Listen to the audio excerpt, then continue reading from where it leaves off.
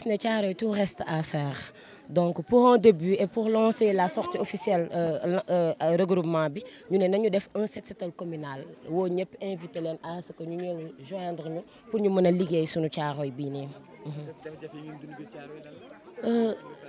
Comme tout reste à faire ni ma la ko waxee jafe-jafe yi mënuñu leen compter ndax soo xoolee Thiaroye l'un des plus grands marchés de l'Afrique de l'Ouest Thiaroye la nekk. Thiaroye Gare tuuti na tuuti boo xamante ne nii 9 quartiers maintenant moo fi nekk et que 9 quartiers boo xamante ne nii recette yu mu am amul benn commune Sénégal bu ko am et que doomu Thiaroye mënul gis boppam benn yoon ci réew mi donc on se sent séparé on se sent inexistant donc loolu moo tax ñu ne nañu ñëw taxaw temb xeex suñu ak suñu yelleef yu ñu yellool.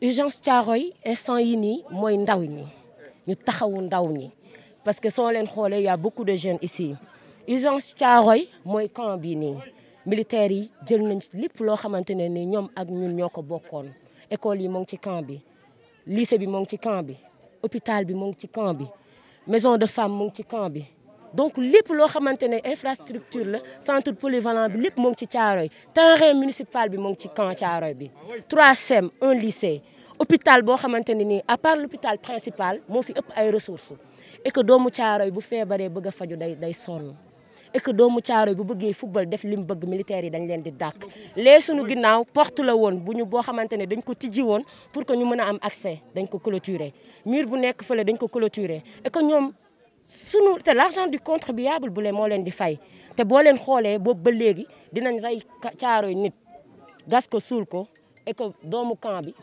militaires yi duñ ko yëg et que seetlu nañ boobu ba léegi ñoom mënuñu wàllu askan wi dañuy dugg xale yi dañuy dugg ci biir bëgg a def football tey lu ñu bëgg mooy déjà ñu woo l'autorité étatique ñu ñëw xool li ci camp bi parce que c'est une question boo xam ne c'est crucial et ñun suñu vie yëpp ci camp bi lañ ko defee donc bu ñu bëggee séparer wu ak ñun mais nañu séparer nañu clôturer seen cantonnement ba ñun li nga xamante ne ñoo ko moom ñu jël ko parce que xale yi bu ñu bëggee football dañ leen di fayloo bu ñu bëggee def seen épanouissement dañ leen di dàq da ngay bëgg a jàngi xale yi dañuy jéggi mur tool yi fi suñu parents yi amoon jël nañ ko en fait ñun elle est engagée bien sûr parce que tey jii qui ne dit rien consent loolu la tubaab bi wax et que maire bu ndaw yi demee foofu di wax ak moom dañ naan ñoo ngi ci boobu ba léegi ba ñu clôturer mais bu fekkee clôturer nañ on est d'accord mais nañu bàyyi chaque 100 mètres benn porte au moins nit ñi am ci accès parce que du ñoom ñoo ko moom ñun ñoo ko moom doomu Thiaroye moo ko moom.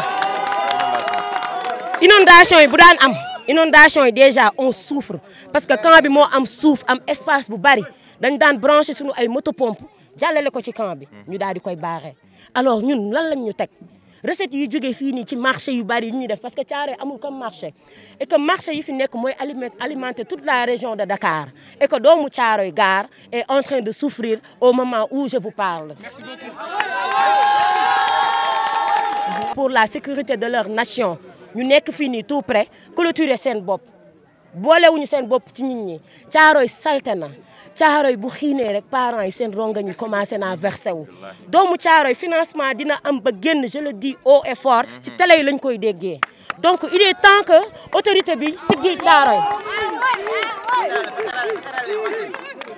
il est temps ñu def fi ay voies pour ñu am fi accès soo leen xoolee raccourci bi gën a mag Thiaroye lañ ko def diggante muru camp bi génn dem Yëmbal dem Kër Massar et autres et que vous voyez canalisation pavage sax amul Thiaroye fii la ñuy déviation c'est la plus grande déviation ñuy jóge Colobane di jëm ay Kër Massar di jëm fi nga xamante ne nii moo di benn braak di jëm fi nga xamante ni moo di Yëmbal fii la ñuy jaar et que ñun fii ñuy jaar am na ay grande route mënuñu koo tali te Kër Massar wala Yëmbal boo fa demee ay rukk ñoo fa am seeni ay maire xeexal nañ leen passerelle bu baax sax amul Thiaroye Gare que tey jii nii nit mënul avancer infrastructure yu ñuy dégg monsieur le président di ko wax boolewu ci Thiaroye ce qui veut dire que il n'aspire pas que Thiaroye Gare avancé te tey jii nii yoon dafa bokk ci luy développer commune donc ñun da ngay bëgg a génn fii dem marché Thiaroye da ngay gis koo xam ne dina passe 200 aller 200 retour ci loo xam ne da nga ko doon dox en moins de 5 minutes donc loolu noonu yëpp il faut qu'on revoie ça Thiaroye souffre de leader Thiaroye Gare souffre d'autorité Thiaroye Gare dañ ko bàyyi mu nekk derrière et là maintenant je vous dis on est une jeunesse consciente. Ce regroupement est un regroupement de jeunes pour le développement de Thiaroye. Qui parle de développement parle de bien-être commun. Ce bien-être commun boobu noonu la ñu gisee organiser sunu set setal bii ñu organiser tey.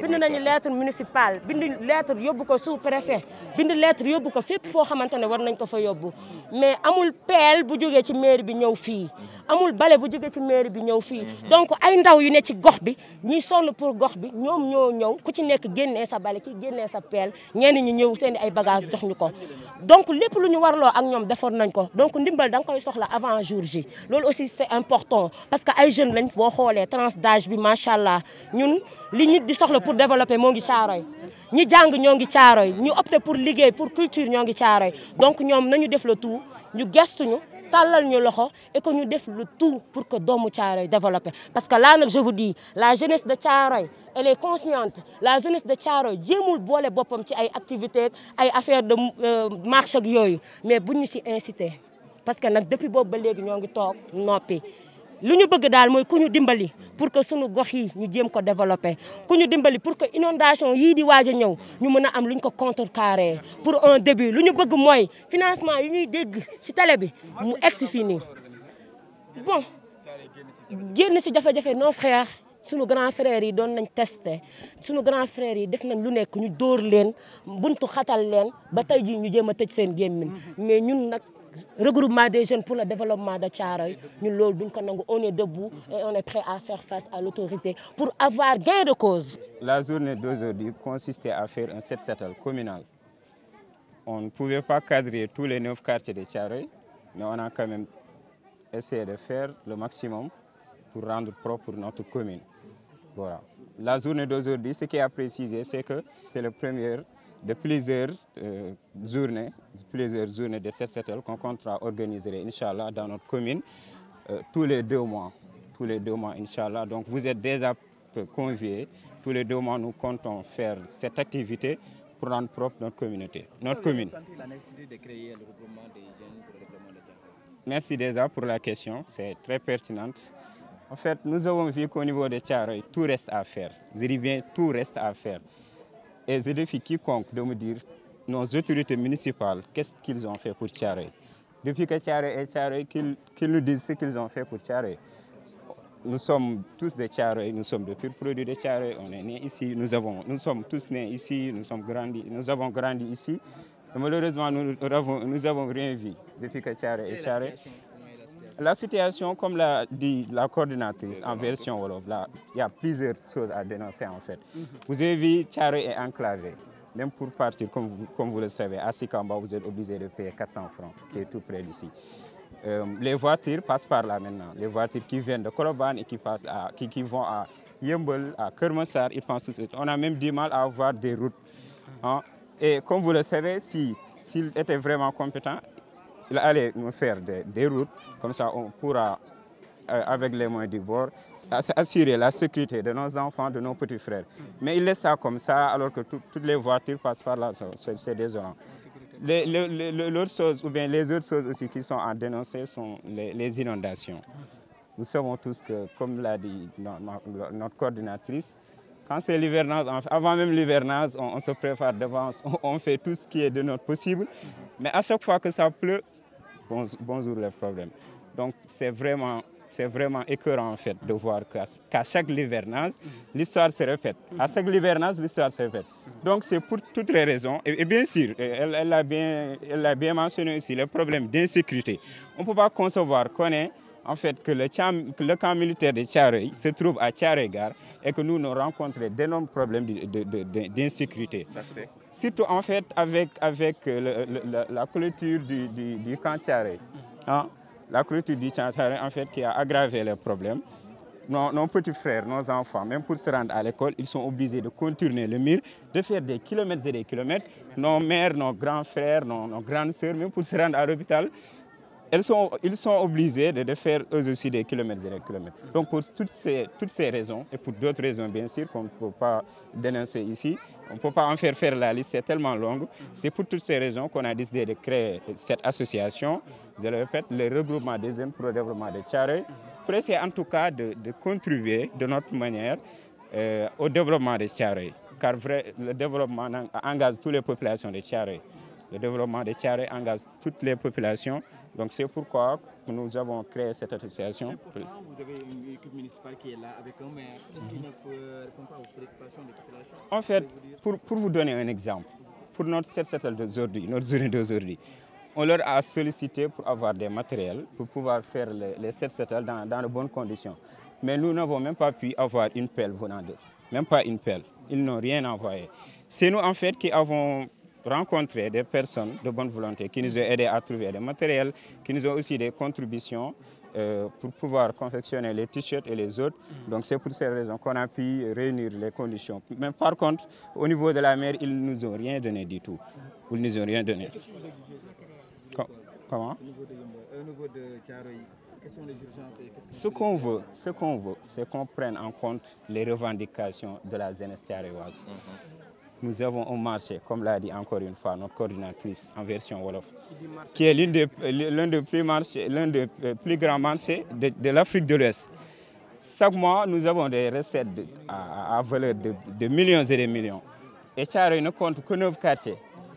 Donc comment, en fait, je ne sais pas si vous pouvez m'aider à rejoindre, si vous pouvez m'aider à rejoindre cette équation, n'avoir seulement que 9 quartiers dans notre commune, avoir des restes. Bien sûr, comme je l'ai dit au tout au début, en fait, nous n'avons rien vu comme changement. Donc il est temps que ça cesse vraiment. Il est temps. Ce lot de difficultés, vous l'avez tout à l'heure énuméré,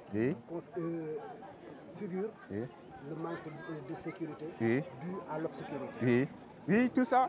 Même en fait, ce qui est intéressant à voir, même les lampes que nous avons, c'est tout récemment en fait, c'est tout récemment grâce bien sûr aux imams du quartier, à de bonnes volontés, aux notables du quartier. C'est vraiment grâce à eux qu'on a pu avoir ça.